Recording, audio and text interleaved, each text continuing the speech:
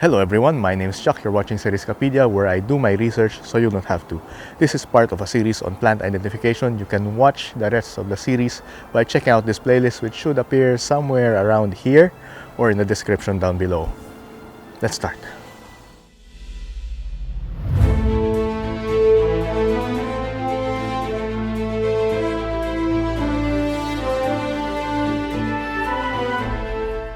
In previous episodes, we focused on taxonomy and proper naming, all about names, man. So it's time that we move on to the next topic, which would be about the physical characteristics, genetics, and traits of the plants.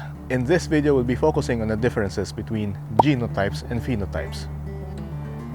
This is probably your first time hearing either of those words, but if not, then give yourselves a pat on the back because you would know why these things are important in plant identification. In simplest terms, the genotype refers to the genetic information or the set of genes that an organism carries. On the other hand, the phenotype refers to all of the observable characteristics or traits of that organism. Essentially, genes versus appearance. The genetic information is stored in chromosomes in sections called genes. Genes are part of the DNA which contains the code for a specific trait. The different forms of the same traits are called alleles, and this can be dominant or recessive. You might have heard of this in biology class. A dominant allele will mask a recessive one, so the only way to get a recessive allele to manifest in the characteristics would be to have both recessive alleles. You might remember the Punnett square. This is the chart or table where we combine alleles. That way we could see or visualize the type of combinations the offsprings would have. Now, with regards to combination of traits, I think you are already familiar with this. Granted, maybe not academically, but probably intuitively. We all know that children are supposed to resemble their parents, otherwise it would be casting some doubts and suspicions if they don't. This is practically the plot or point of conflict of many dramas and TV shows. So if they don't look the same in terms of appearance, surely there should be some similarities in the genes, right? This is why things like DNA tests or paternity tests are a thing. This is basically the same with plants. When you cross two plants, a combination of their traits would be passed on to their offspring. Whichever traits manifest depends on which alleles are dominant and how they are combined. Let's say we were trying to create a cross between this Echeveria colorata lindsayana and this Echeveria agavoides red edge. These are both spiky plants. So I think it would be very reasonable to expect them not to produce any freely or carunculated plants. Just look at them, man. How in the world would they create freely plants? The genes for freely leaves are not there to begin with. We also mentioned recessive traits. This means that some characteristics may not necessarily show up on a plant, but it may be passed on. The code, the genes, they could be passed on to the offspring. So there's a chance that it could still manifest in future generations. As our plants grow, it creates more cells, and as the cells multiply, they copy over genetic code from one cell to the other. But once in a while, during this copying phase, things can go wrong. The genes are incorrectly transcribed, so the resulting genetic information in the other cell is incorrect. This is what we call mutations. For instance, let's say a cell in the plant suddenly decided to stop producing chlorophyll. This is a condition called chlorosis. As a plant grows and more cells are added, this genetic information are copied over from one cell to the next, creating more of these chlorotic cells. These cells tend to grow in a regular fashion, forming streaks, and this is what we call variegation. It is a mutation. So as you can imagine, these things happen by chance, so this rarely happens. And that's just for one leaf. Now imagine if the whole plant decided to do it. The odds of that are much lower. A lot of the time, these streaks revert and self-correct, growing more of the non-chlorotic cells, the regular cells. This is what we call reversion. It's basically where the plant is going back to its regular form. As you can imagine, stable mutations such as these are very hard to come by. This explains why completely variegated plants are more prized, mainly because of their rarity and their perceived value. It's not easy being variegated. So to recap what we have discussed so far, the genotype tells you what the plant could be in terms of code, in terms of genetic information, while the phenotype tells you what it appears to be. Although I would argue that we should place an emphasis on appears to be. Just because certain hybrids are created from similar plants doesn't necessarily mean that they would look exactly the same. If you've seen my seedling videos, even seedlings from the same batch can look a bit different. Maybe not by much, but it happens. Apart from genetics dictating what an organism would look like, even nature plays a part. If you think about it, even identical twins can have different tastes. Did you know that flamingos are actually white? They get their red, orange, and salmon colored coloring from their diet. We know salmon and the color salmon pink. They are actually not that color, they get that color from the small shellfish that they eat. In cultivation or in salmon farms, these salmon are being fed natural or synthetic pigments that would achieve the same color. And now going over to plants, I think a lot of you would know that hydrangeas change color depending on their soil. A low pH or acidic soil produces blue flowers, while a high pH or basic soil results in pink flowers. Another good example with our plants is something that we call stress colors. As you know, the appearance and the colors of the plant can depend on the environment or the climate that they're in.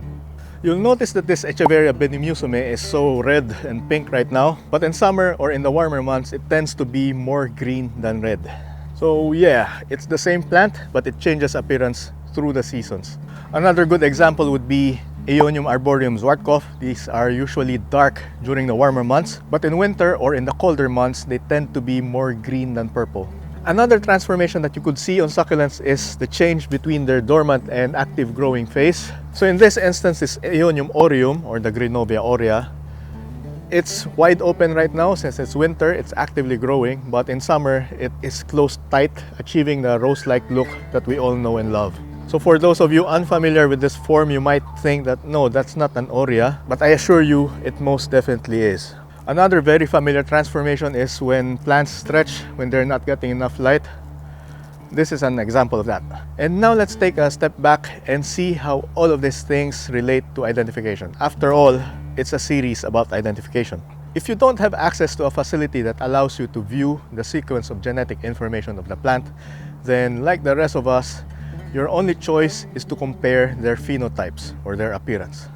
We have established that phenotypes can vary, and this makes identification of the plant more tricky than it should be. However, with some observation and deduction and big brains, you'll be able to determine the ID of a plant by looking at specific characteristics or appearance. Sure, the phenotype can vary, but as discussed earlier, there has to be a range. Or as the popular saying puts it, the apple does not fall far from the tree.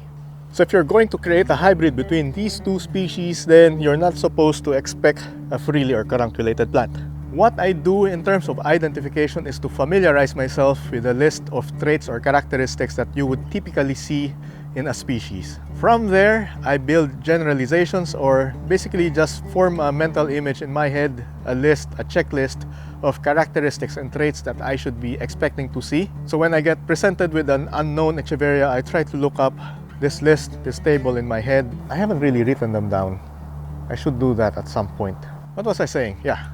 With unknown Echeveria, I go through the stereotypes I have in my head and filter them out based on what I know about certain species. So if someone suddenly gave me an ID request for this type of plant, I would have a look at the size, the shape of the leaves, the colors even, and right off the bat, I am able to eliminate or filter out larger cultivars, larger hybrids, larger species such as Gibiflora, because this definitely do not have any frilly leaves or maybe caruncles. I can also safely say that this is not any of the Shavayana species or hybrids, because Shavayana tend to have frills or curls.